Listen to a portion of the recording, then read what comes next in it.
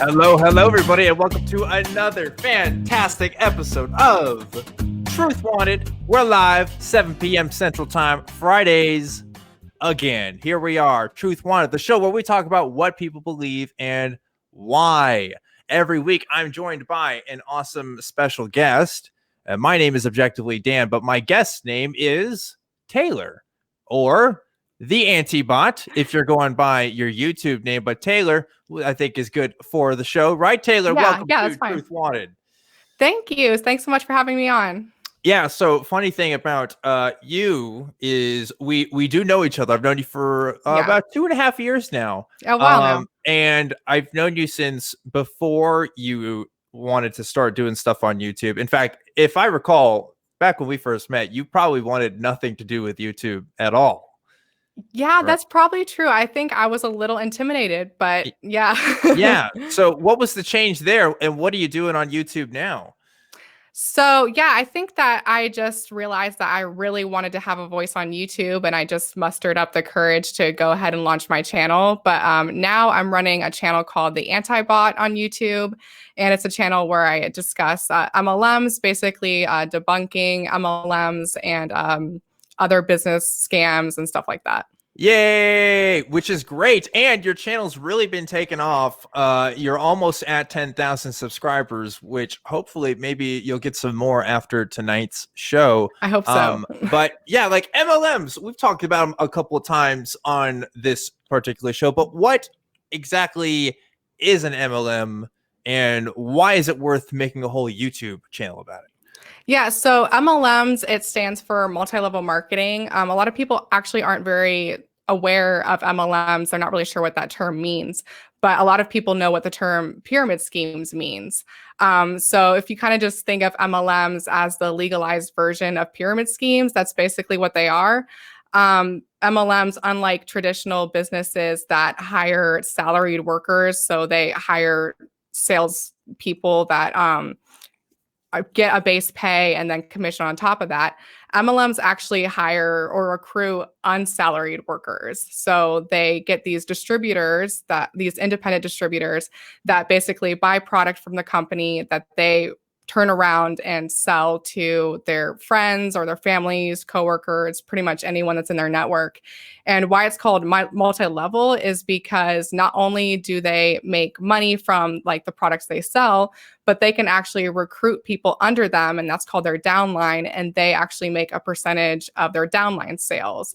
So it's basically becomes this huge pyramid-shaped structure where everyone's recruiting more and more people under them, and basically you're making money off of recruiting people rather than selling actual product. Yeah, and if you talk to people from MLMs, I usually have gotten two things. They either say, one, no, it's not a pyramid scheme, which, yeah, it is. I mean, you can kind of draw the shape there. It's definitely a pyramid, right? I mean, sure, maybe it's technically a triangle, whatever. It's still, it's there.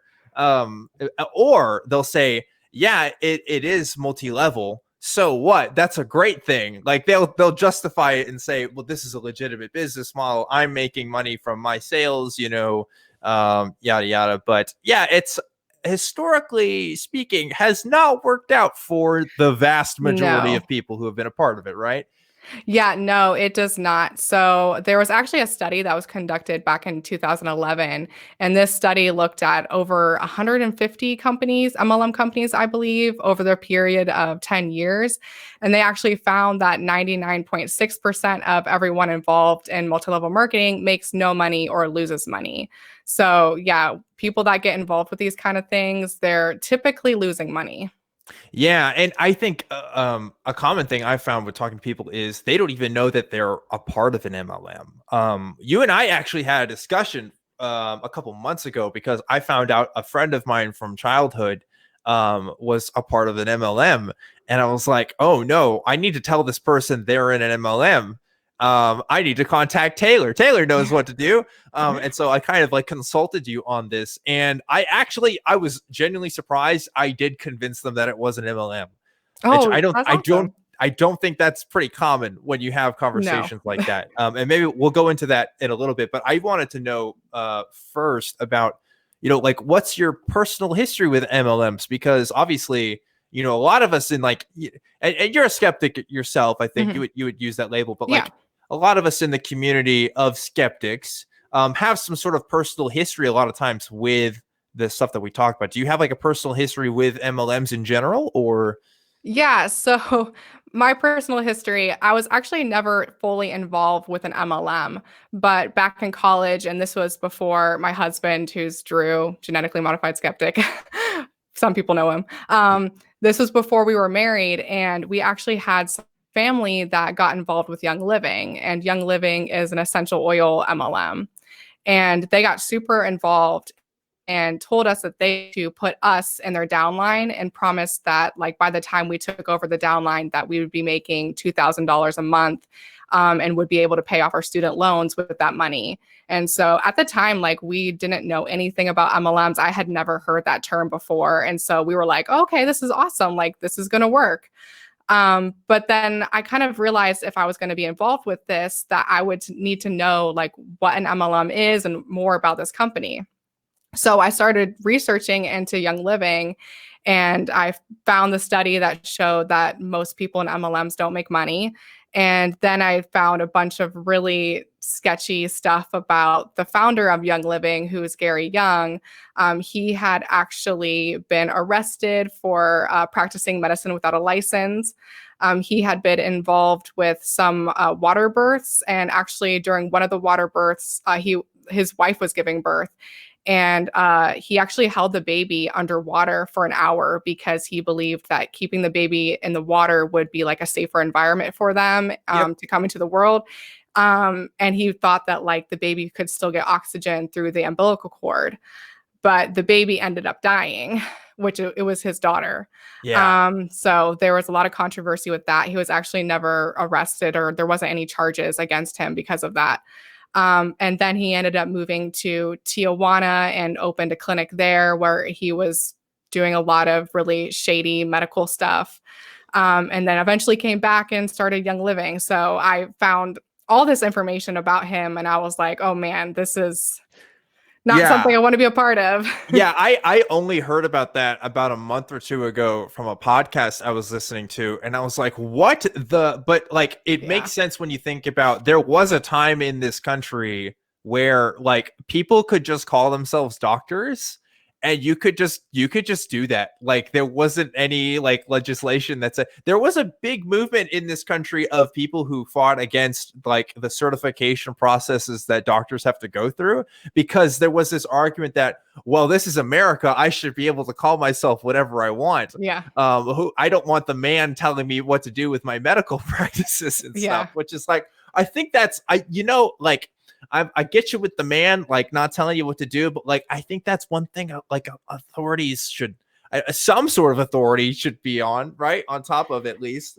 Yeah. And actually that's not even something that was in a time, like that's still going on today. You can actually get a degree in pastoral medicine and call yourself a doctor. And you don't have to pass any of the typical like qualifications to be a doctor. Yeah. And you see, that's pretty common. And of course, all these people seem to flee to Mexico as well, in Tijuana, where the regulations are not as or the Caribbean, or you see a lot of these kinds of stories. But like the crazy thing is that story exists, and Young Living is one of the most successful MLMs out there today. Oh yeah. Yeah. And so like what, but I had some more questions, but if you could just list a couple of names of companies, because I'm sure some people have heard of these companies and maybe they don't know that they're MLMs. So like, what are some of the top MLMs out there right now? So the biggest one is Amway, and they have been around for years and years and years. There's Herbalife. They're also one of the bigger ones. Young Living, doTERRA, they're one of the essential oil ones too. And there's a lot of beauty ones. So Monet, Lip Sense. Yeah, there's literally hundreds. Yeah. And, I told the story about my friend. My friend was in at least a part of Monet. And I think what really convinced her, or at least what I showed her, was check out these stories of people that used Monet products that like really messed up their face. Yeah. Like, and like the pictures are kind of terrifying. And some of the stories are too. And I guess that's probably not something they ever show in their marketing materials, I imagine. But yeah, like it's scary how easy it is to get involved in this stuff. The first exposure I think I've ever seen of an MLM, I had an older friend of mine when I was a kid get into Cutco. And my assumption was, oh, like he's a part of a company and he's just kind of like a salesman for this company. But it's not that simple.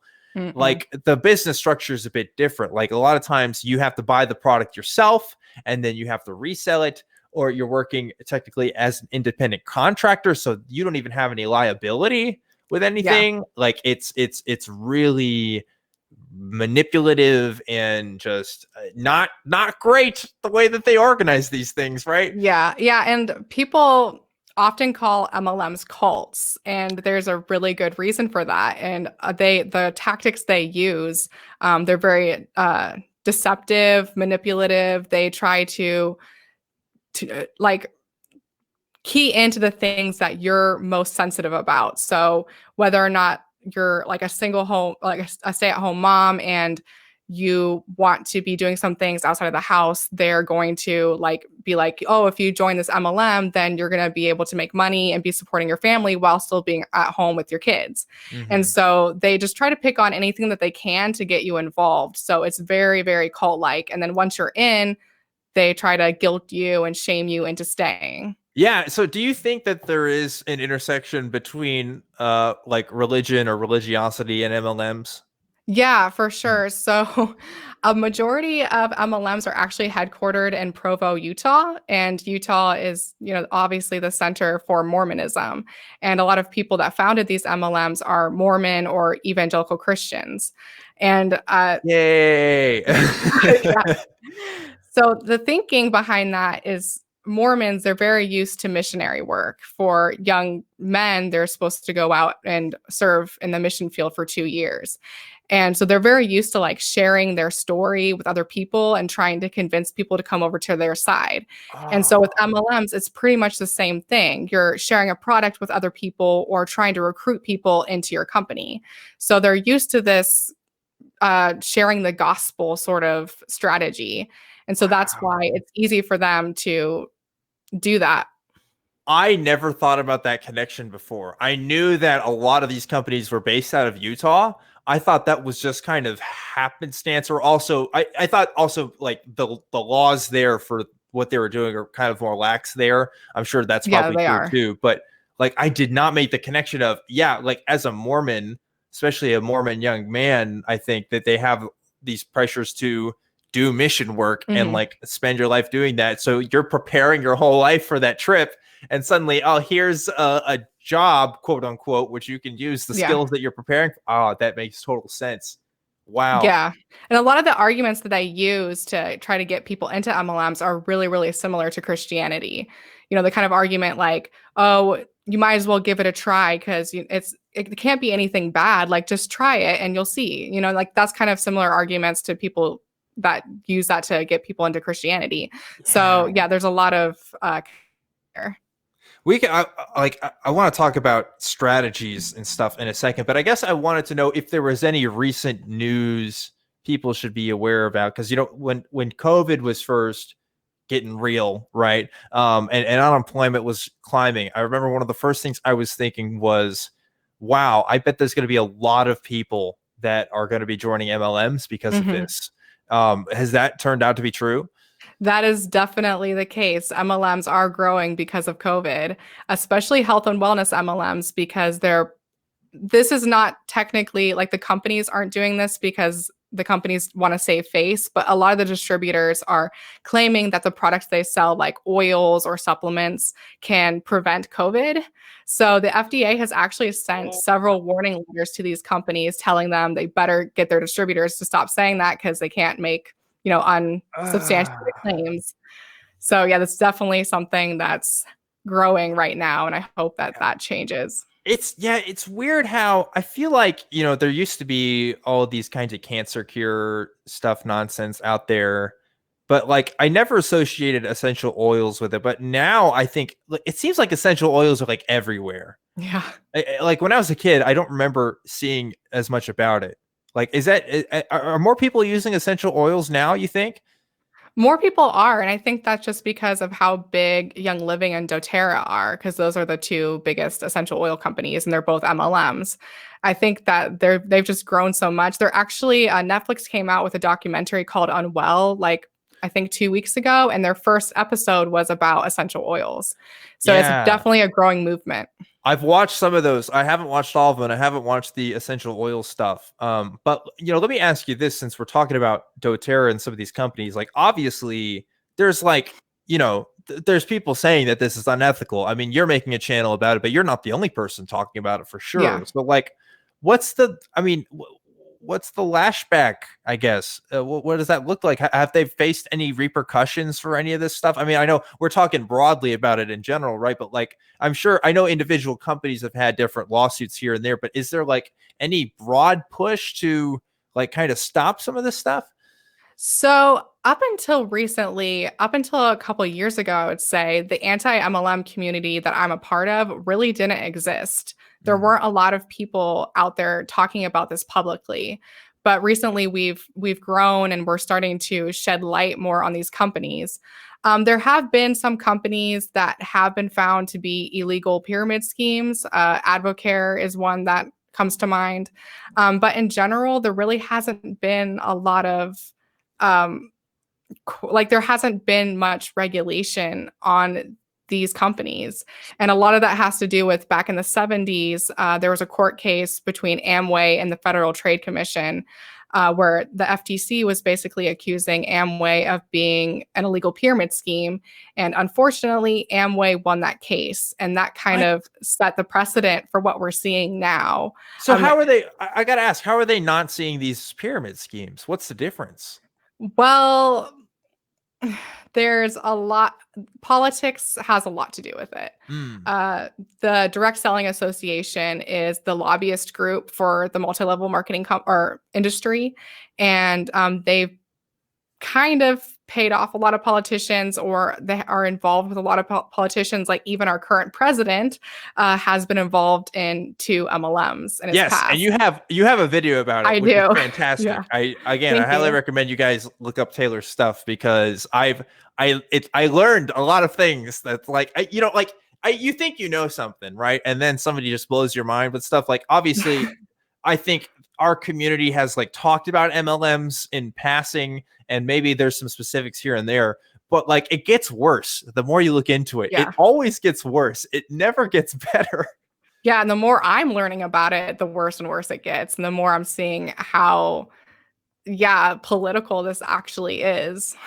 Yeah. So I'm looking forward to you talking about that kind of stuff more on your channel. But, on this show, on Truth Wanted, this is a show where we ostensibly talk about what people believe and why, and also conversations about that. So, like, if somebody we know is, thinking about joining an MLM, is a part of an MLM, maybe is trying to sell you something, I mean, what do you think is best practice there? So it kind of depends on whether or not you have a stranger coming up to you trying to pitch their MLM scheme, or if it's a family member or friend. I typically, like, if it's a stranger, you can kind of just brush them off because you're not going to change their mind. Sure. If it's a friend or family member, maybe you might be able to, but typically it's harder, and you don't really need to waste your time. If you want to waste your time in that situation, I guess you can. But if it's a family member or friend, I don't actually suggest people hit them with a bunch of facts and figures or tell them that they're in a cult, because when people are already involved in MLMs, the MLM is going to tell them that once they get super involved, to expect persecution. So when you're, trying to tell them they're in a cult, they're just going to push you further and further away. So what I suggest is really just ask them questions about why they joined, because a lot of the time why people join is because they have a need that's not being met.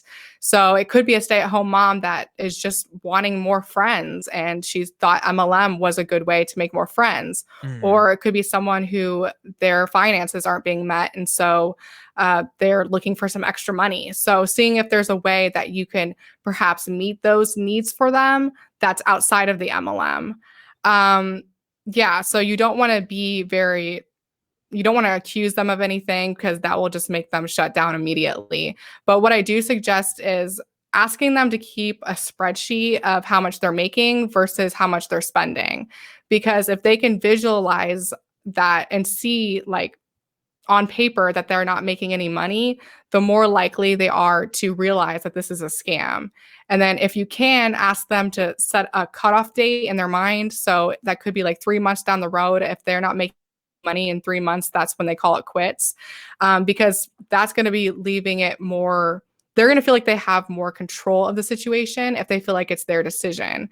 And then the last thing I say is just make sure you really emphasize that you're there for them no matter what, because the MLM is going to try to distance them from their friends and family. So if you try to reassure them that you'll be there for them now and when they leave, that will definitely help.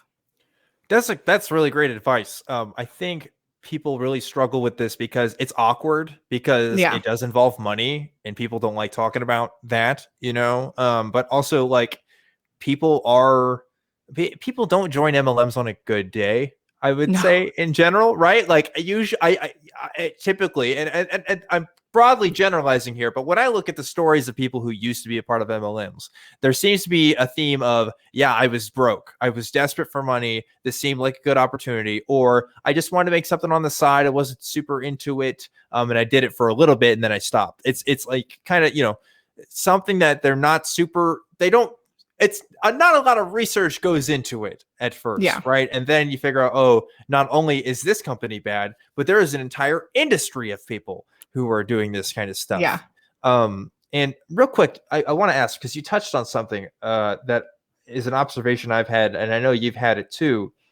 When I think of like a typical salesman, I think historically, at least in the US, it's usually like a dude. It's usually like a guy in a suit, or like Glenn Ross is like the movie I think of, right?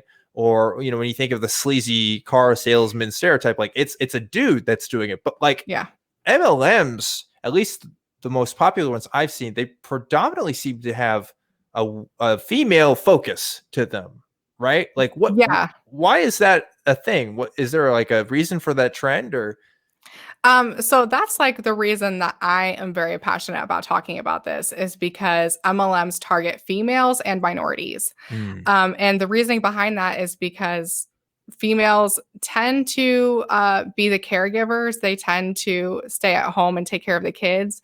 And so they target those people and say, hey, I know that you need to stay home and take care of your kids, but here's a job that you could do from your home and make some extra cash. So yeah, they really target females.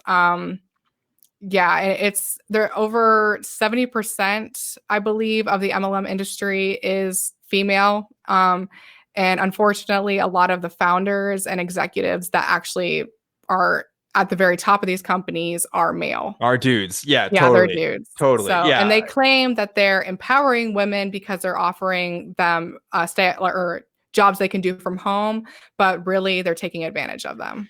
Yeah, and even it goes to the level of, because they organize conferences for these things, and then they advertise the conferences and say how awesome they are. But like, I know they do these speaking events, and I know they prop women up as well to speak at some of these things, because if you looked at the board of directors for these companies, like it's mostly dudes, at least from the things that I've seen. So that's fascinating, and also sad to know that people are being targeted that way, but that's why there's channels like yours talking about it. And we want to talk to you guys. Again, this is a live call-in show, so if you haven't already, you should call the number on the screen, because we would love to talk to you, not just about MLMs, but hey, if it's MLM related, we got Taylor here to talk about it. But before we get to the calls, I have to talk about the patron of the week. That's right, folks, we got a new patron of the week, and our patron of the week this week is Stefan Vandenberg. So thank you, Stefan Vandenberg, for donating to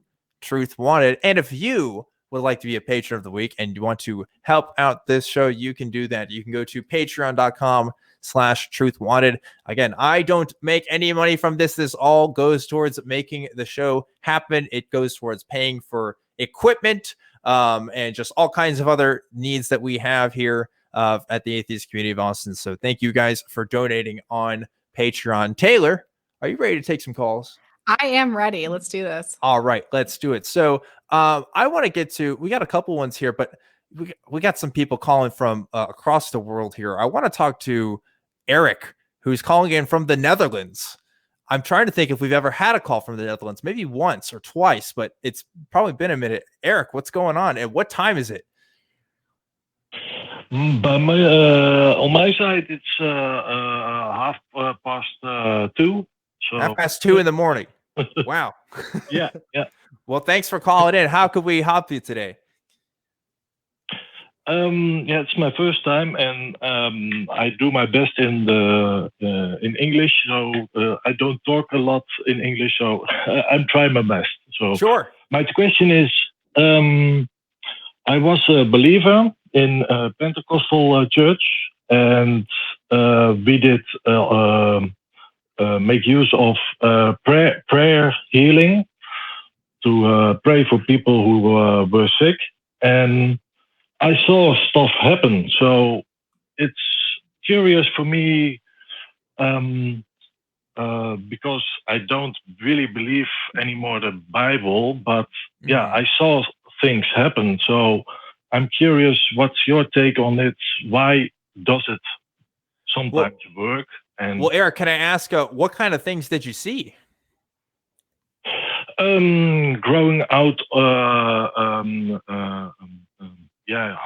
how do I explain it? There were people who had a backache. Wait, let me guess. Wait. Can I guess, Eric? There's somebody who had some back pains that were fixed. Maybe there was somebody who had a leg that was shorter than another one, and they straightened it out, something like that. Yeah. You know why I'm guessing that? Because that's a really common trick, and they've been doing that even before the Pentecostal movement's been picking up on it. See, like a lot of the stuff that you see in the Pentecostal churches and stuff are kind of parlor tricks that people have picked up. Like the craziest stuff, right? Like maybe you've heard of this, like spiritual surgery is one of these things that they do. They'll take somebody on stage and, I say stage, it's in front of the church, but really it's a stage trick, right? And they'll pretend to stick their hands in there and they'll like pretend like they're messing with organs to like get the cancer out of somebody or something, when really they're just pulling out like chicken livers and stuff that they hide in there. The thing with the legs, right? That's a really simple thing. And it's if you sit down in a certain way, or if you prop up people's legs in certain ways, you can really make it look like one leg is longer than the other. A lot of people think that they have these problems when most of the time they don't. It does happen when people's legs are longer than the other, but not as common as people think it is.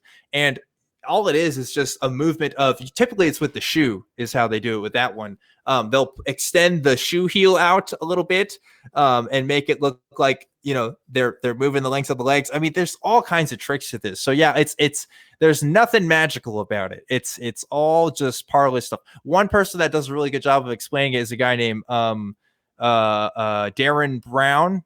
That's his name, right? The magician. I think that's his name. Yeah, I think Darren Brown, unless the crew corrects me. I think Darren Brown is the guy who explains some of this stuff. So yeah, is that some of this? Am I hitting on some stuff, Eric? Yeah, a little bit.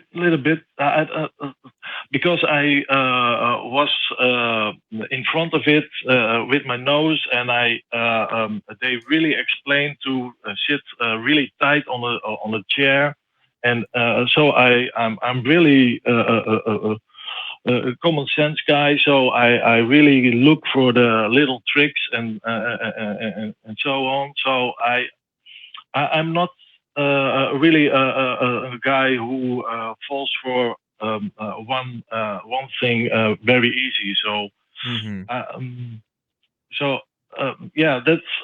that's it's still in my mind. So I really am looking for an explanation for such things it looks crazy. I mean, I'm in the same boat with you, obviously, right, Eric? Like, well, I'm a skeptic too. I try to look for some stuff, but I guarantee you, if I went to like one of the best magic shows in Vegas right now, I'd probably be blown away. If I'm not used to seeing some of the tricks that they're doing, like it's gonna freak me out. But like, yeah, these people, they make a business of traveling and going around and doing these tricks with people, and that's their profession. Like they're trying their absolute hardest to convince you that they're doing this stuff. But time and time again, there's people that have shown and debunked a lot of this stuff. So, I recommend using the best of your knowledge of your English abilities, trying to look into Google and seeing some of the tricks that people do, because I'd be surprised if they're doing a trick that hasn't been at least demonstrated once or twice on YouTube. Yeah, and I saw a documentary on Netflix, Heal. Maybe you know the documentary. It's about the placebo effect with medicine and the human mind. So there were also people who said, I thought myself well again, and it happened. So the mind is a powerful thing, I think. It definitely is. It definitely is. And I think another thing too, Eric, is people really want to believe the best intentions when it comes to people performing in churches. But there's another documentary, since we're talking about documentaries, called Marjo. And this was made back in the 70s, but it's literally following one of these guys who, he doesn't do the kind of tricks that we're talking about, but he is a preacher that pretends to heal people, like faith healing people. Yeah. And in the documentary, he goes from being on stage, doing this whole performance, saying he's talking to God, to them filming him, just him by himself in his hotel room, just counting all the money, talking about exactly how he's playing people. And people really are that cynical. They really are just looking to take people's money. And that's so hard to believe. But like when you watch it right there on film, it's like, wow, yeah, people are mean. People just do not care. So I think also they probably try to justify it in their own minds by saying, well, if I give people hope, then that's not a bad thing, right? Like, even though none of this is real, at least I'm giving people hope, and maybe the placebo effect is working. So they kind of justify it in their own mind that way. Yeah, I once read a story about a man who, when he was a teenager, was part of a guy's trick and kind of justified to himself how he was still doing stuff for God in like a weird, convoluted way that I didn't understand. Yeah. But like people can justify anything pretty much. Yeah.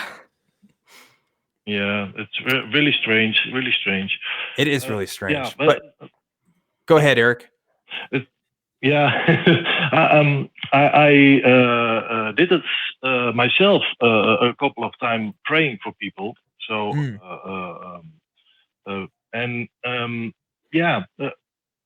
so it's really a strange happening if you believe, okay, I'm open for the Holy Spirit or God's Spirit to heal people.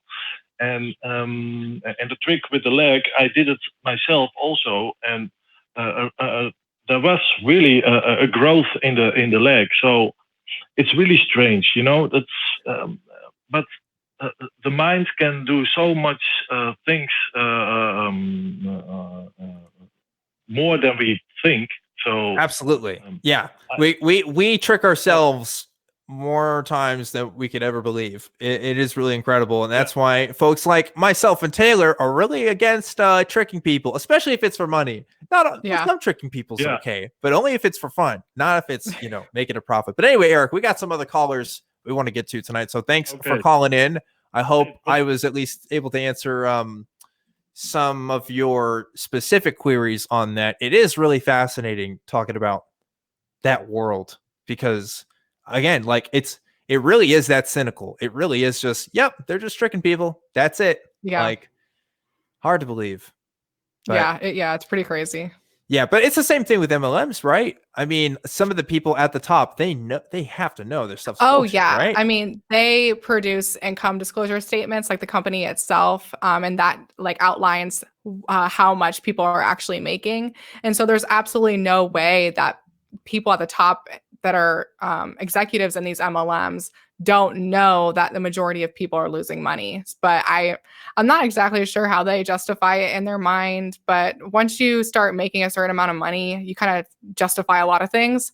So it's true. Money can do that to people. Yeah. Well, let's go ahead and go to another caller here. I want to talk to the name here is Virus, calling in from the UK. We're just globetrotting today. Virus, what's going on? Yeah. It's not much. I'm just just like that last caller. It's actually tomorrow. It's 1:35 for me. Gosh, you guys are awesome for watching my show at 1:30 or 2 o'clock or wherever you guys are calling. I mean, y'all are fantastic. I wouldn't stay up for myself. So I'm glad you guys are doing it. I appreciate it. The course screen was really good, and I was wanting to talk about déjà vu and a specific experience that normally happens to me, not often, but does happen. Okay, I'm curious. It's a weird experience where I'll have a dream like in the night where something will happen, and then later on down the line, like similar to like the whole déjà vu experience, it happens. Similar to the last caller, I know it could be my mind tricking me, but it's like that thing happens. And can you provide an example? Freeze for a moment. I work so for example, I work at McDonald's, and one of the things I've had is a specific experience where I've recalled doing talking to a customer a very specific way, like with a very specific, I can't remember exactly the words that were exchanged, but I remember that conversation very vividly, and then my mind remembers that conversation like from the dream and causes like a moment where I almost freeze for a moment because it's like, hang on, I've experienced that before. Yeah. So the thing about this is, obviously I'm not you. I wasn't there. I can't verify, exactly what's going on, but I can offer suggestions. One of them, of course, is misremembering things. And I want to talk about an interesting study with this. So I just found the article for this. This report is from 2001. I'm not looking at the actual study in front of me, but basically a group of people were exposed to some print advertisements that featured Bugs Bunny at Disneyland. Okay. And so, if like Bugs Bunny is not owned by Disney, right? You're never going to see a Bugs Bunny mascot or anything at Disneyland. But after they were exposed to some of this advertising, they would do it in like kind of subtle ways. I think it was like in the room and stuff. I don't think they directly handed people. I'm not sure. I'd have to look at the study, but they asked them in a questionnaire, and one of the questions was, have you ever seen Bugs Bunny at Disneyland? And 30% of the respondents said yes, which we have to know is absolutely impossible, right? Because that just doesn't happen. And that's a whole chunk of people saying, yeah, they did, only because they were subtly influenced by these other factors. So again, not saying this is absolutely the case, but this could be a case of misremembering things from dreams. I mean, dreams are pretty wild stuff. And unless you're writing down exactly what's happening right after you wake up, I've definitely probably misremembered some of my dreams when I was a kid. And that's something that's just it's impossible to verify. We can't exactly say what's happening in a dream either there. So I could definitely see how stuff that happens during the day too might influence your dreams, stuff you're watching or activities you were doing. I don't know, but that's just one possibility. And I know that's not something you haven't heard before, but I thought maybe that's an interesting example. I would like to add, because the example that you gave was you had a dream that you were talking to a customer at the McDonald's you work, and then during the day after, I think it was, you had a conversation and you had that déjà vu moment. I just kind of wonder, like, are these the next day? But wasn't the next day? Okay. It was like it was like a while after having the dream, like probably a couple of. There are other examples, but that was just the first example that popped into my mind that I can remember straight off the top of my head. Okay, I'm just wondering because, like, if you're in your place of work, you might be having these very common conversations that you would have day to day, and it would be likely that you would probably be dreaming these too. So I'm wondering if it's just coincidence. I mean, I don't deny the fact that it could be coincidence and that it could be just like someone in the chat, I think I spotted earlier in the live chat, said it could be like a synapse misfire. But because I know the déjà vu phenomenon is literally just your short-term memory and your long-term memory having a misfire. And I don't deny that it could be just coincidence, or that I remember something and misremember it, like you stated earlier. Yeah. The whole thing, sometimes, like with the example earlier, that was like a common example that could happen and could be that kind of thing. And like you were saying, it's testimony. You're not me. Right. And this, like, as long as you're, because, you know, the thing about dreams is we literally sleep every single day. Well, most of us sleep every single day.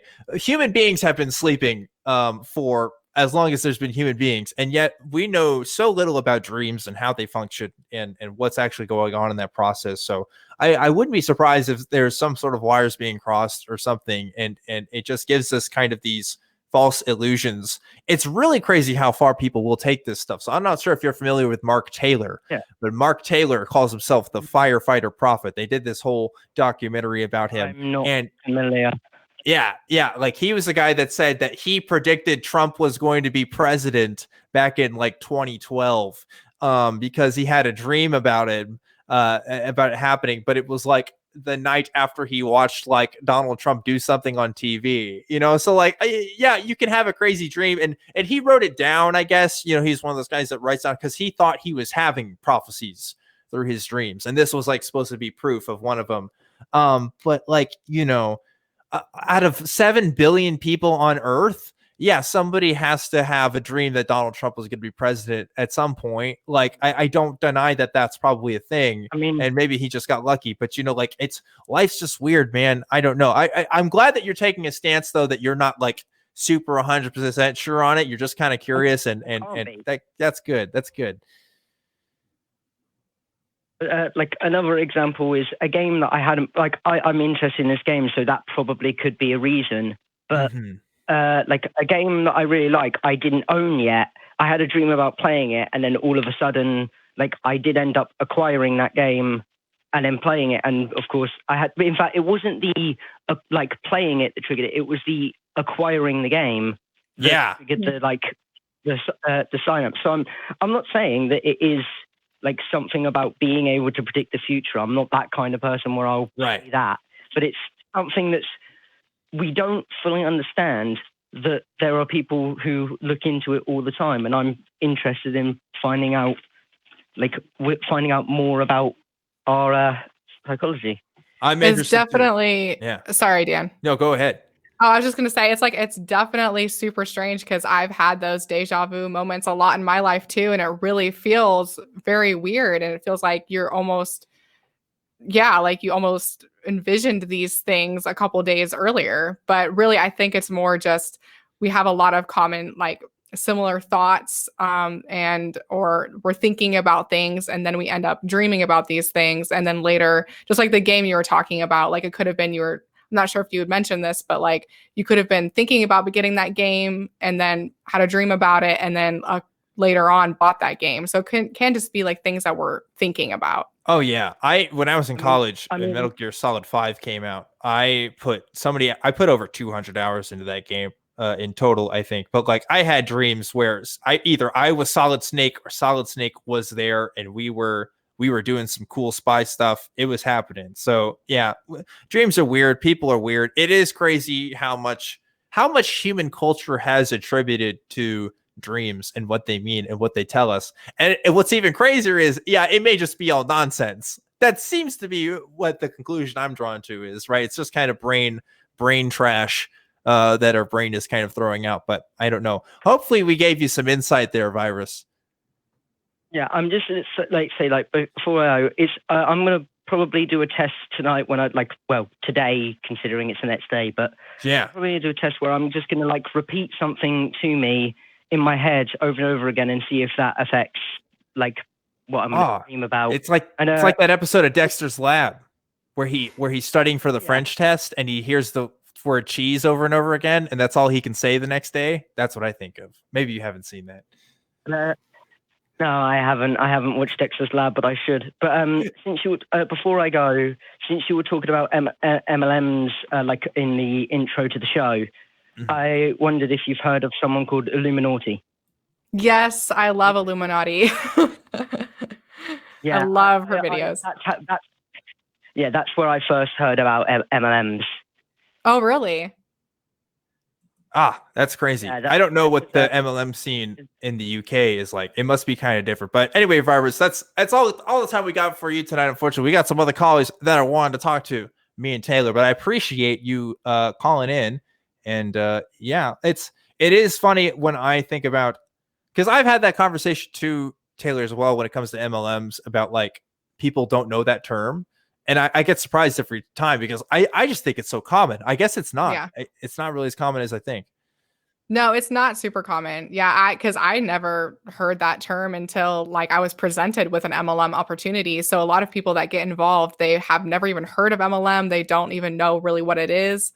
So yeah, it's not super common. More people are familiar with pyramid scheme, which is basically what MLMs are. Yeah, I'd say that's probably true to my observations as well. MLMs, they don't know. Pyramid schemes, they've probably at least heard of it, even if they don't know the details on exactly how that works. Yeah. But like I said, we got some more calls, so let's go ahead and jump to the next one. I want to talk to Debbie, who's calling from the good old USA. Debbie, what's going on? Hi, Dan. Hi, Taylor. Hi. Hi. Taylor. Fan of the show. I had a question. It's not MLM related. I'm doing some research and would like to pick your brain. I've heard of evidence-based psychologists, and I've also heard of intuition and spiritual coaches or energy healer coaches. And I tried to do a search on Google, but I wasn't sure if the list that showed up were reliable sources to research the effectiveness of this type of coaching. Well, you know, spiritual coaching, right? First of all, anytime you see the word energies, run. It's never good if the word energy is used. That's my first tip. But like Taylor, you probably have some more insight into this than I do as far as evidence-based practices for like life coaching and stuff. So, so you're trying to get some evidence for whether or not these things are actually effective? Is that how I'm understanding it? Yeah. Yes, because I've recently came out of, all I'll say is a high control group. And I've been listening to, what is that? Recovering from Religion. And a lot of their programs have mentioned evidence-based, which makes sense to me because I wouldn't want to go to someone that was, their practice was based in religion because I want to get away from that.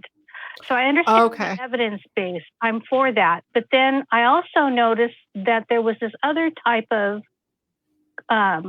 field in coaching, and I wanted to see your take on energy healing or clairvoyance or intuition, spiritual. It's interesting, Dan, that you said run from that, and I'm curious why you say run from that. Oh, totally. Because anytime someone's talking about energies or auras, like that's not evidence-based right off the bat. There has never been a scientific study, a legitimate scientific study from an accredited university that has ever confirmed the existence of like human energies or things like that. If you look at the origins of a lot of these claims, they come from, shall we say, spiritual sources, not necessarily academic sources. And, you know, it's one thing to believe in like the human spirit or to have some sort of idea of a consciousness beyond the body. I understand the intuitive nature of that, although, you know, I would disagree that that's a thing. But anytime somebody's telling, because like that's a quick way to introduce BS. This is something that like Scientologists use, for example. They'll talk about the theremins. Is it theremins? Thetas? I think it's thetas. Yeah. That infest your body and that you need to be cleansed from. Tons of, I mean, even the Holy Spirit is another thing that people talk about. You can have the Holy Spirit in you and you can be influenced by demons. I mean, these are all variations of kind of the same idea. And, you know, any kind of clairvoyant, energy healing, whatever person you go to, they're going to talk about some variation of that idea, and they're going to have just as much evidence as the rest of these guys, which is to say nada. And saying that you feel better after a session, by the way, it's not evidence. The plural of anecdote is not evidence. When we're talking about evidence-based practices, we're talking about it having a control group, done by, again, a reputable source that can do these studies. And time again, when people have done a lot of these stuff, it just doesn't bear out to be true. There's like the Goop documentary stuff on Netflix that goes into this. But one thing, I'll add this at the end here too. The brainwashing theory of like cults and stuff, it came from this thing from the anti-cult movement. Guess what? A lot of that anti-cult stuff where they try to do anti-brainwashing, that's not good science either.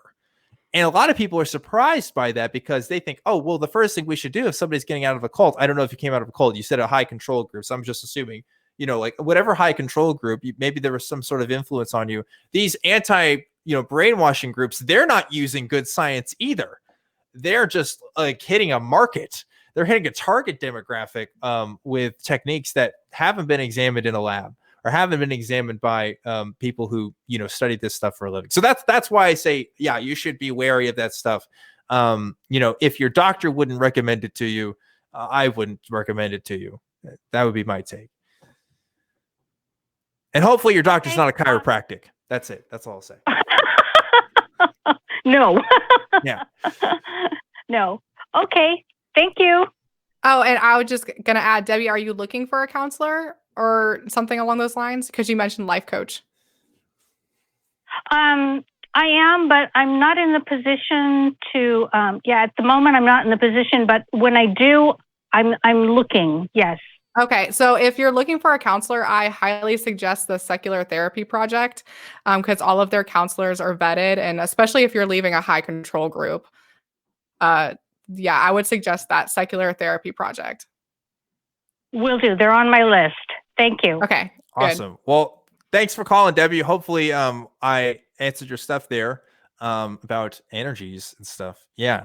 Not cool. Not cool. Again, don't like it when people make fake medicine. I think fake medicine is the worst out of all the gifts, right? Yeah. The pseudo medicine. Yeah. Because like kind of what Debbie was talking about, like these things are unfalsifiable. Mm-hmm. Like if someone can actually convene with the spirit world, there's no way for us to test that. We can only just take it off of their word. And so that leaves it really open to manipulation and them just telling you that they can do these things to make some money.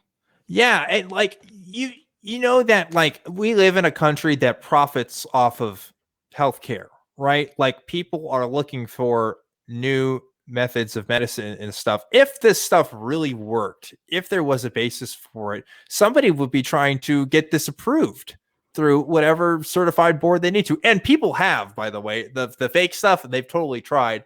And again, that's why we have those regulations and stuff in place. And unfortunately, those regulations do let some stuff get through in terms of like the supplement industry and stuff. There's a lot of BS with that. I joked about chiropractors, but you can call yourself a doctor of chiropractic, and that's a thing you can do. Even though chiropractors don't go to medical school, they go to chiropractor school, of course. Yeah. And that can vary. If you're going to talk about subluxations and how you got, ghosts in you, like that's what old chiropractors used to do. So I don't know. Really scary stuff. Yeah. But we got some more calls rolling right in. So let's go ahead and talk to Nick calling in from Arkansas. Nick, how's it going? Not bad, Dan. How you doing, bud? I'm doing great, man. Just talking to Taylor and callers. I'm having a good Friday night. That sounds good, my man. All right. So here's my premise. Okay. When it comes to the election, there's no way for the voters to reject the null hypothesis. Okay. Keep going. That's the extent of my argument. That's it? No, that's the extent of it. What do you mean? There's no way. And I can give you a little bit better of an example. So only specifically for this election, I'll use this election. I don't think that I can change this for this election. I don't think any of that's going to happen. Okay. But simply for an example, I, as a human American that lives in America, does not agree that Trump, Biden, Joe Jorgensen, or any of the other candidates that may come up are fit to be president. Therefore, I do not want to vote for any of them. How do I tell the system, the voting system, which is if you think of voting as a program, how do I input my choice? I get you, Nick. In other words, you can't vote not to vote, right? Yeah. Yeah. Right. How does the system know that my choice not to vote is any different from somebody who has to work or would be sick? And what this in effect does is put the bottom floor on the quality of candidates that would be put forward. I hear you, Nick. I hear you. I hear you. I hear you. Listen, anything else. Let me give my piece, because we all have criticisms of our voting system. I think whether you have a problem with the Electoral College or whatever. I don't like that we have a first past the post system. I don't like how it always has to come to two candidates. What do you think? I want to know, Nick, because it's a problem too. But what I'm saying fits in any type of voting system you're talking about. Yeah. Even past the post. The problem with past the post is that you end up with a candidate. The example I like to share is, imagine you're the owner of an orchard, and you put out on Friday, next Friday in 1 week, I'm going to have interviews for my position to pick up apples around the orchard. Well, on that day, a murderer, a rapist, all serial arsonists, and a very nice man in a wheelchair show up. Right? All right. You, as the business owner, you don't want to get murdered. You don't want your business burned down. You don't want to maybe be sexually predation on or whatever. Okay. And the nice guy who's in a wheelchair that you want to hire just isn't quite right for the job. I would like to hire him, but he's not going to hold the position to the standard I need. How do I do that with any voting system that you can think of? I don't know. Are you suggesting that the best system is no voting, just no democracy? No. I'm saying that if you put the option in that no matter what, there is you can make it so that they can't. You find, my son's crying. I apologize so much. Once I pick him up, he'll be okay. But basically, what's happening is that I got you, dude. I'm so sorry. I got you. I'm gonna have to. I'm sorry. I gotta put you on mute for that, because I don't want to. You got your family business to take care of. But yeah, I hear what Nick's saying. We got some problems with it. I wish I was trying to get a solution there, because I don't know what the solution would be. I don't know if he was trying to offer a solution or if he was just kind of stating that we have a problem. Maybe not. I recognize that what we have isn't super great. If you ask some people, maybe we just need a monarchy. Maybe we just need to have a system of kings and queens, and just go back to that, because I think that's always worked. I think it was working out pretty good in the past. I think people really liked it. I don't know why they changed that. I don't know either. Yeah. I don't know. Who knows? Politics, politics. Yeah.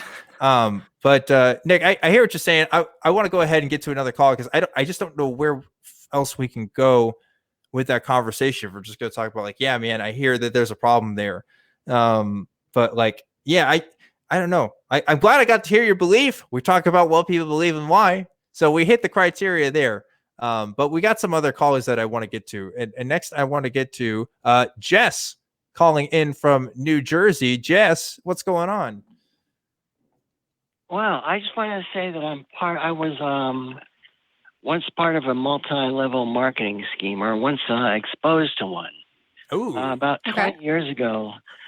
About 20 years ago, I excuse me, when I every morning I would go to a bagel shop, and there was another guy there. He was very friendly to me every morning, and we would sit down and talk and like that. And then he would tell me about Amway. And I went to a demonstration of Amway, and it was basically they sold pretty much everything that you could want. I mean, it wasn't any one product. And it was just anything that you could want to really live off of, and how much, you could save money. And there were these people there that were pretty much living off of it, and trying to get me on board with them. And I didn't go for it. And as soon as I didn't go for it, he never talked to me again. Mm. Yeah. I just found that was really interesting that was, pretty much the only reason that he was friendly with me. Yeah. Capitalism has a way of making our relationships very transactional, doesn't it? Yeah. Yeah. And that's a very, very typical experience. First of all, I'm very glad that you did not join Amway, because that would have probably not been very profitable. But that's very typical. We're seeing that now. A lot of single moms, stay-at-home moms, are having trouble making genuine friends because they'll meet someone who's super friendly, and then a couple weeks down the road, they'll realize that they're just trying to pitch them their MLM scheme or trying to get them into their MLM. So that's something that's very typical and very unfortunate, because it sucks to feel like you have a genuine connection with someone and then realize all they care about is making money off of you. Mm. Right. Well, about 10 years before that, someone tried to get me into one of those MLM things before. And, my parents at the time, they were always supportive of me, and they recognized it as a pyramid scheme. And they really talked me out of it. And same thing with this time. Excuse me. And it was, I'm in a very vulnerable position. I mean, I've called the show several times before. And I'm just in a vulnerable position, and I can really get talked into a lot of schemes or anything like that. But I was aware of this before, and I even talked to my parents about it. And they pretty much said, don't get trapped into it. And I pretty much knew that just from my experience with it before. And I was just, kind of just patiently, go ahead, whatever. You're gonna take me to this party, and okay, I'll get a night out of it. Yeah. Get a free dinner. Right. Yeah, exactly. So I was like, well, I'm not gonna buy into it, but what the hell, Yeah. It's like sort of, you start small, you start skeptical, and then they lure you. It's like, yeah, you must have had this experience, Taylor. In the youth group, did you ever have the retreats? And did the youth pastor ever be like, "Oh, come on, we're just gonna stay up and play Halo and hang out, and have fun," and then like it gets real serious, and then you they start talking about how you're a sinner and you need to stop, Oh yeah, lusting after your high school kids. Yeah. Oh, there's so many discussions about, especially about sexuality. That was always talked about. Yeah, like isn't because there's all these intersections between how people get into religions or cults versus how people get into MLMs. I mean, it's the same tactics. It's the exact same tactics. Almost no difference. Same thing. Yeah. Yep, same thing. So Jess, you also talked about the fact that you're part of a vulnerable population, and that's what breaks my heart the most. Because I lost my job in December. I talked about this on the show, and I didn't get into it, but I went to an interview, which I didn't realize for the time was for an MLM when I was looking for another job. And I could figure out the signs almost right away after the fact. But that's only because I literally have conversations about this stuff all the time. I'm not the typical person. And I could easily see how someone who doesn't recognize the signs could get into this. And I'm so scared, and I'm so worried about people getting into it right now more than ever. And I wish I could just have a bullhorn to the world and just tell people, stop, don't get into this. But yeah, I guess the best we can do is just have conversations like we're doing now. Yeah. Talk about it more and more. The thing is, like I said, I'd already been through something like that. So I kind of knew. I already knew what to look for. And so I'm just sort of like, well, like I said, I get a free dinner out of it, Yeah.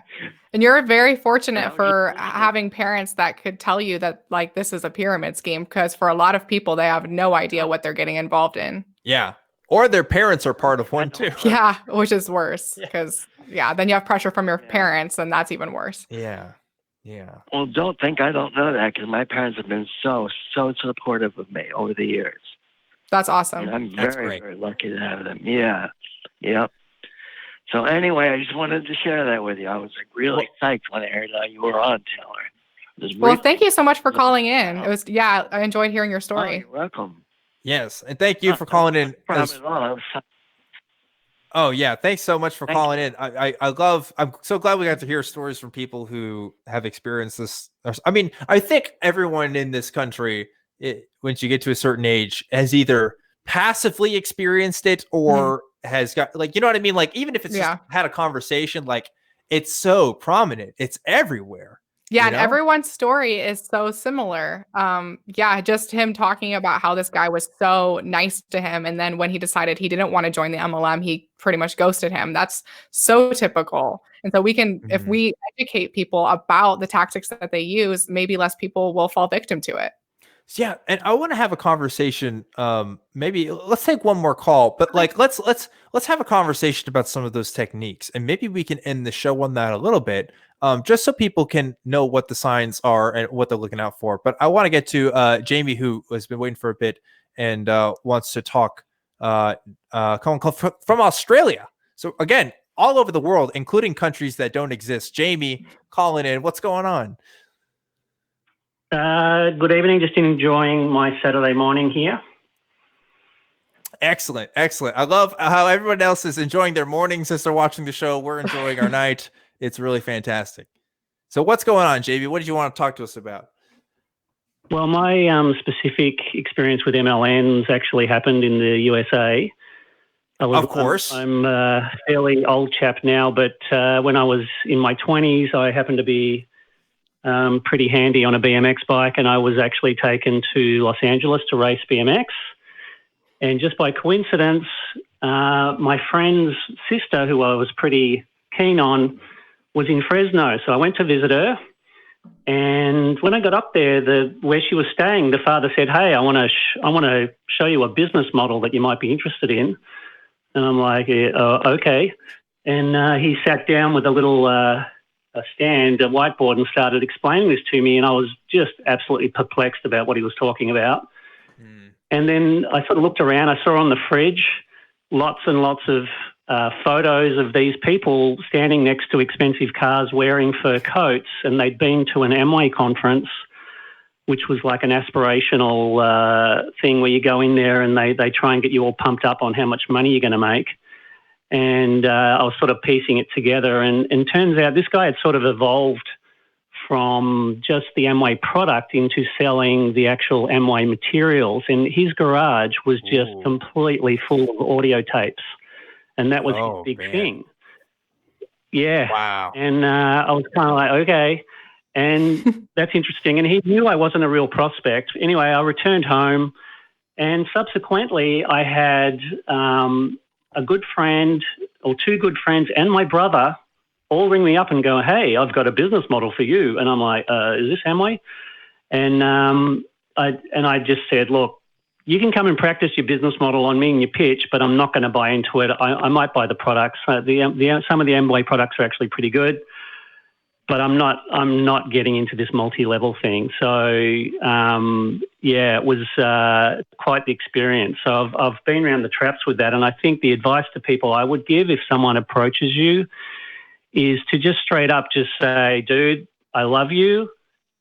I understand what you're doing. If you want to practice on me, but I'm not going to get into this. I'm not going to be a level for you." You got to be really upfront, because they will just come at you and at you and at you over time. And, it can really kill the friendship. Yeah, I think that's really, really good advice, Jaime. And I think that's something I should have mentioned earlier. Yeah, definitely. You can put your foot down with these people and say, "Hey, like, I know what you're trying to do, and like, I would prefer not to be involved." And also, you had mentioned that you were thinking at the time of maybe buying some of the products. And I'm not like picking on you or anything, but I do suggest that people don't buy products from MLMs, even if they're not going to join the MLM itself, because you are giving money to a company that oppresses females and minorities. So yeah, I'm not sure if you did buy them from them or not, but yeah, I just suggest that people don't do that. Oh, I did. Yeah. You did? Okay. I did buy some. Look, I was very naive back in the day, but yes, I certainly take that advice. The other thing I wanted to mention was I was watching Leah Remini's Scientology series the other night, and she mentioned that the people that they flogging the books on the street actually get a cut of I think they mentioned 10% of the books and 15% of the services when they do these interviews with you. They get a kickback, and I sort of thought, oh God, that sounds familiar. But it's not a true MLM because you don't get the multi-layer thing happening. But the Scientology is like merging the Nazis with Amway to me, and they're selling a product, they're selling a mindset, which is not a deliverable good. Yeah. And it's really insidious. Like, it's not cool. And a lot of Scientologists actually do get into MLMs as a side way of bringing people into Scientology and vice versa. I guess it's a double-edged sword there. And it's just, it just, turns people's lives upside down. It's so heartbreaking to see it.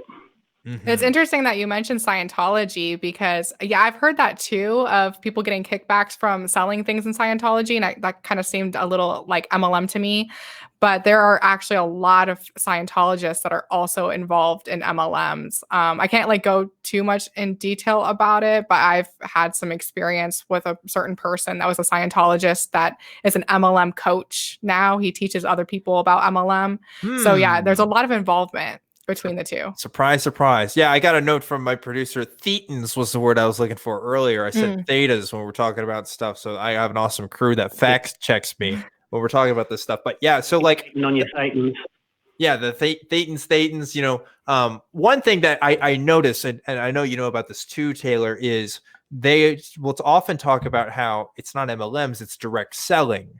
Direct selling is a term that's used because depending on who you talk to, direct selling can be a bit more of a legitimate business practice, question mark. I'm not a business scholar. I don't know. I couldn't tell you all the ins and outs, but there's at least conversation there. And I don't know if Scientologists would practice that, but I imagine that might be one way they might kind of try to spell that. And multi-level marketing is not direct selling. Mm-hmm. So direct selling is a legitimate business model. That's where people are just purchasing inventory from a company and selling it and making money from that. But there's no recruiting involved. But a lot of MLM companies like to say it's direct selling, so it sounds more legitimate. Gotcha. Okay. So maybe Scientology would play into that at all. But point is, I could definitely see how there's some ties into all this. I mean, we already talked about the intersection between other religious practices and MLM practices, and the thinking that goes into joining both of those things is also true beyond just the selling practices, quote unquote. So I'm not surprised that there's some intersection there. That just makes me sad. Because again, it's both of it is preying on desperate people, people that if it's a religious thing, who are looking for answers, who are feeling unfulfilled in their lives for one reason or another, or they're convinced that they're unfulfilled, that they've done something wrong because they have thetans or they're sinning or whatever. It's all the same BS. Yeah. So frustrating. It's also when they call you originally, they never come out and say, I'm trying to get you into X, like Amway or whatever it is. It's always, I've got a business proposition for you. I can't talk to you on the phone. I've got to see you in person, yada, yada, yada. Yeah. Yeah. And you know what, Jamie, I like too, that you're putting your foot down on this because people feel really uncomfortable stepping on people's religions. I think in this country, at least in America, if someone's trying to sell you something, you should be able to put your foot down right then and there. And most people are pretty accepted towards they get that, they know that you're trying to sell them something. They know that there's a hustle going on. I think that's not looked down upon as much as being critical of religious groups, even if they are bad, and even if they're demonstrably bad. So. Yeah. Typically, these are friends, so you got to make sure you're hating the idea and loving the person. Right. That's true. And I found this when I was telling my story earlier, I straight up told them hey, this has been accused of an MLM before. Here are some documentation about people's experiences. I don't know if you knew this, and I think that was helpful in just trying to be as objective as possible in talking about it. Hey, I'm just telling you things that I've heard and that I know for people who know more stuff about this than me. So thanks for sharing your story on that, Jamie. That was fun to hear about, and I'm glad lessons were learned. I'm glad we could move on and you know, try to be better people, right? Right. Thanks, Dan. Thanks. Cool. Thanks for calling in, Jamie. You. Enjoy your Saturday morning. So yeah, while we got some time here at the end of the show, like let's talk more about, because we keep talking about, you know, some of these practices and things, and like I want to give people some warning signs, because I couldn't tell you 15 different MLMs off the top of my head. You know, I could tell you a couple, but like you're always going to encounter these in the wild typically. And if it's a name you've never heard of and you don't know much about it, like what are we looking for when we're looking for MLMs? How do we know what we're looking at as an MLM and not like a legitimate business model? Can you give us some pointers?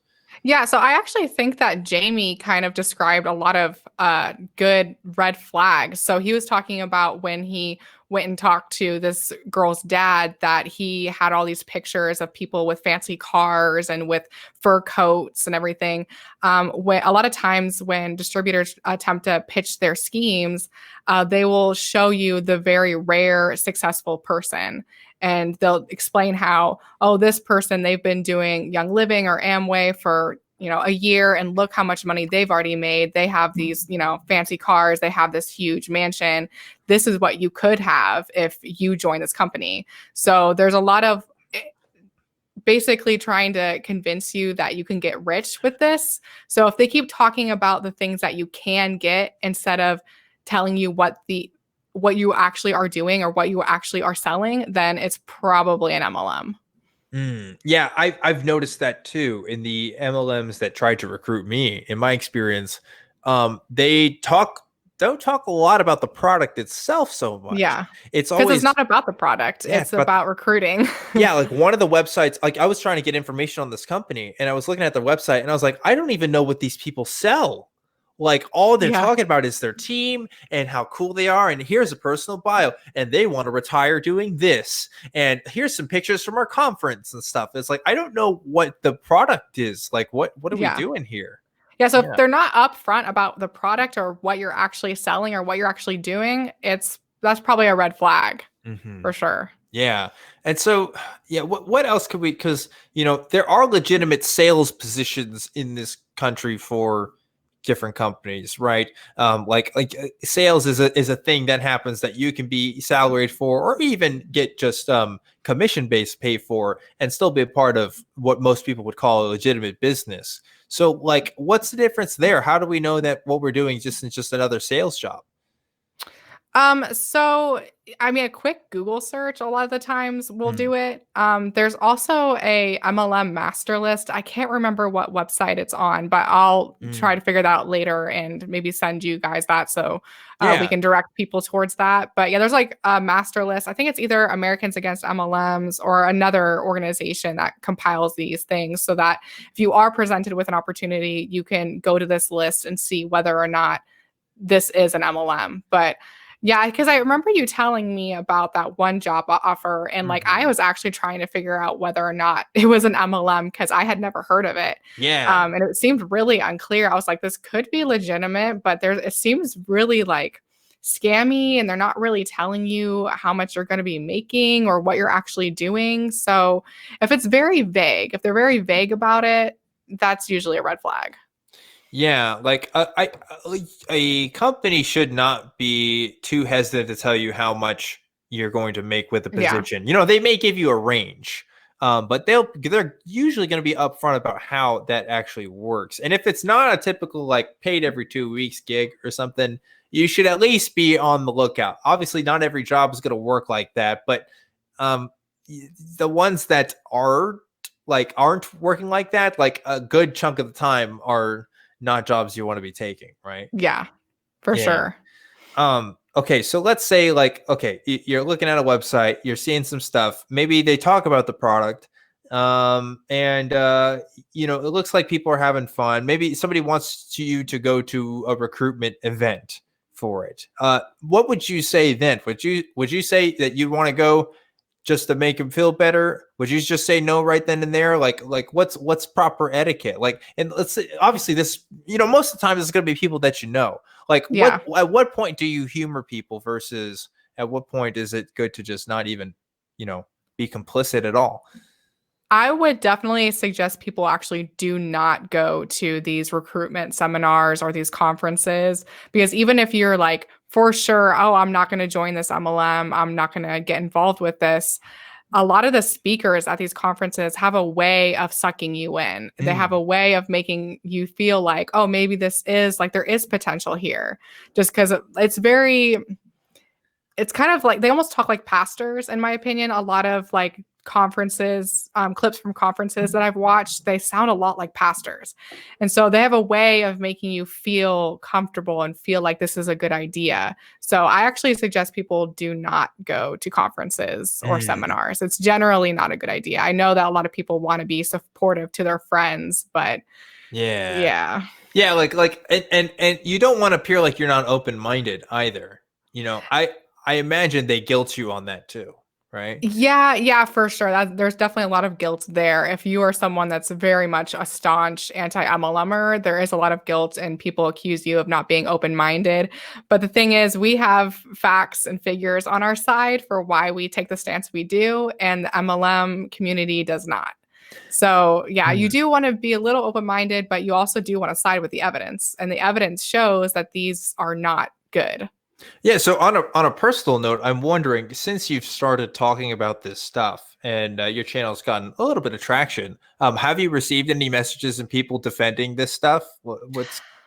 I actually haven't that much. I was really, really surprised. I think it's because my channel is in this weird like space in YouTube where I'm really like the bridge between the anti-MLM community and the atheist community. So I have a lot of atheist viewers, which is awesome. And I really love that because I think that being anti-MLM is just kind of skepticism applied.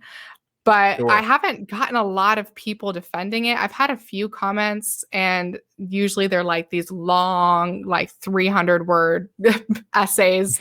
But I haven't had a lot of that yet. But I suspect and hopefully my channel keeps growing, I'm probably going to get more of that.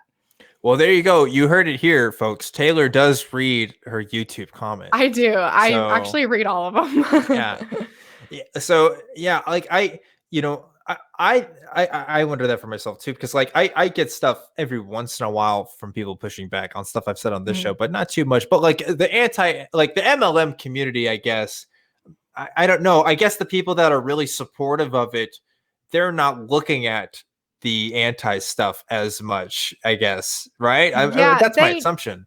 They don't as much. I have a lot of like friends who are anti-MLM YouTubers, and they get a lot more than me, but they tend to kind of take on actual distributors, like, because a lot of distributors will have like Instagram pages or Facebook pages for their business, and they'll post a lot of things on there. And so other anti-MLMers will kind of like react to like specific distributors, which I tend not to do. I like to do kind of more general, like bigger topics.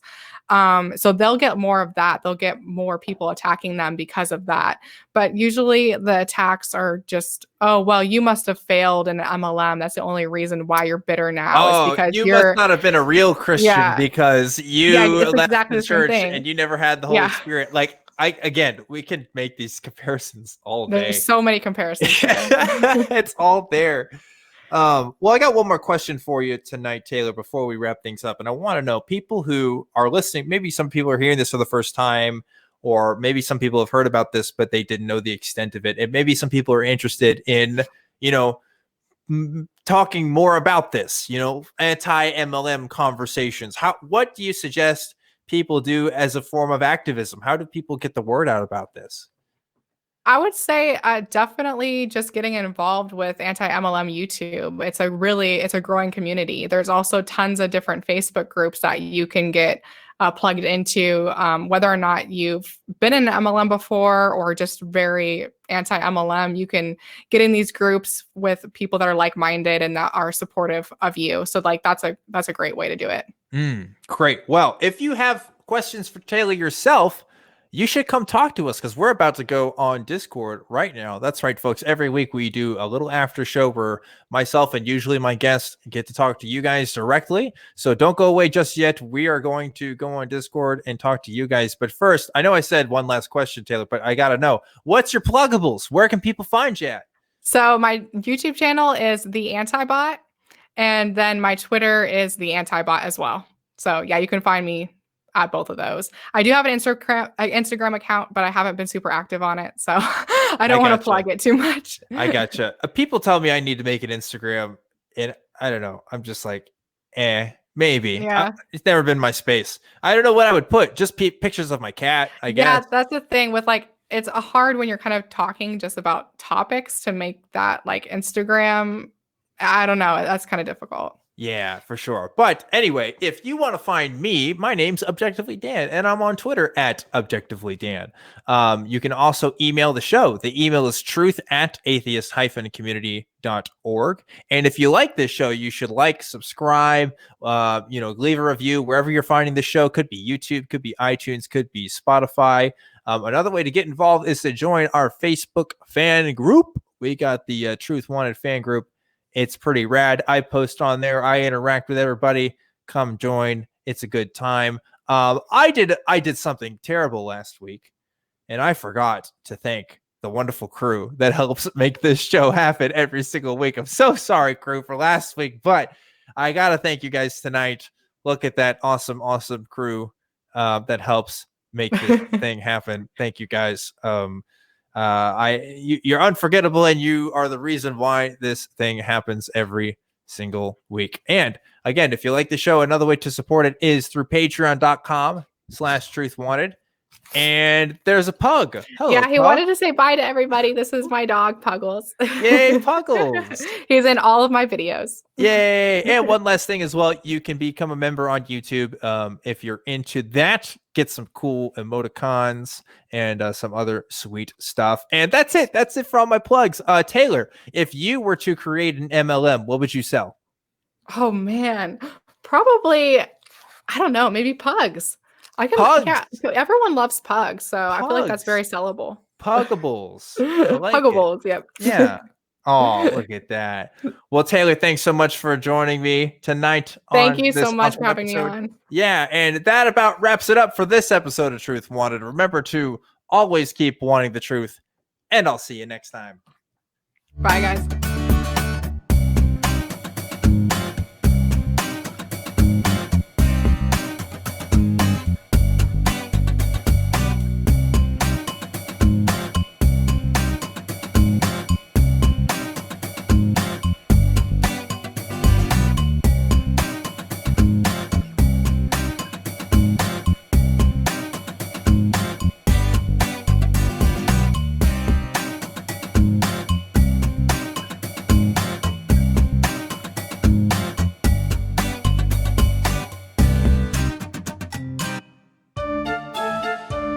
We are sorry. What are we doing, man?